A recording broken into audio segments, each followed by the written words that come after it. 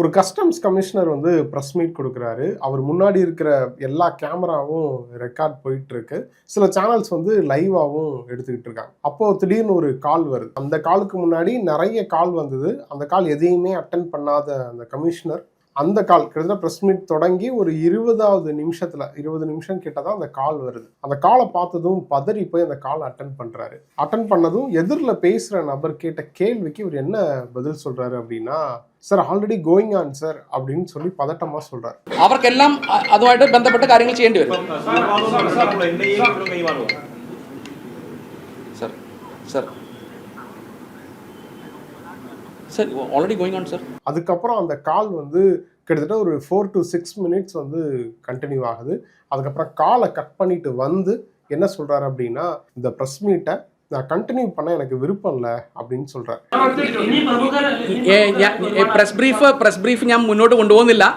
ஆனா தொடர்ந்து கேள்விகள் எழுப்பப்பட்டதுனால ஃபைனலா என்ன சொல்றாரு, ப்ரெஸ் ரிலீஸ் தருவாங்க, அதை வாங்கிக்கோங்க அப்படின்னு சொல்றாரு. உன்ன பக்கத்துல இருந்த இவங்களோட அசிஸ்டன்ட்ஸ் இருப்பாங்க இல்லையா, அவங்க வந்து ப்ரெஸ் ரிலீஸ் கொடுத்துடலாம் சார் அப்படின்னு சொல்லி கேட்குறாங்க. அப்போ இம்மீடியட்டா என்ன நினைச்சாருன்னு தெரியல, கொடுக்க இருந்த அந்த ப்ரெஸ் ரிலீஸை வாங்கி நோட் பண்ணி ஒரு அதிகாரியை கூப்பிட்டு இந்த இடத்துல இருந்து இந்த இடம் வரைக்கும் நீங்க மாத்தணும், சேஞ்ச் பண்ணணும் அப்படின்ற மாதிரி சொல்றாரு.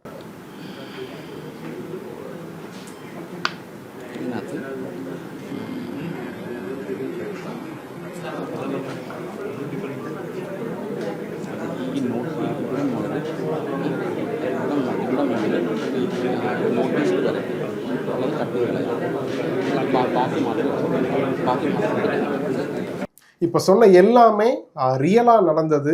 அதுவும் 2 நாளுக்கு முன்னாடி கேரளாவில் நடந்த சம்பவம். ஒரு சினிமாவில் பார்க்கக்கூடிய ஒரு பரபரப்பான ஒரு சீன் மாதிரியே இருந்துச்சு. ஸோ அந்த ப்ரெஸ் ரிலீஸை ஒரு குறிப்பிட்ட இடத்துல இருந்து குறிப்பிட்ட இடம் வரைக்கும் கரெக்ட் பண்ணுங்க, சேஞ்ச் பண்ணுங்க அப்படின்னு சொல்லி ஆர்டர் போடுறார். ஆனால் இவர்கிட்ட காமிச்சு அப்ரூவல் வாங்கினதுக்கு அப்புறம் தான் அந்த ப்ரெஸ் ரிலீஸே பிரிண்டே போட்டிருப்பாங்க. ஆனால் இந்த கால் வந்ததுக்கு அப்புறம் இதை கரெக்ட் பண்ண சொல்றாரு அப்படின்னா, அவருக்கு வந்த அந்த பவர்ஃபுல் கால் யார் பண்ணா?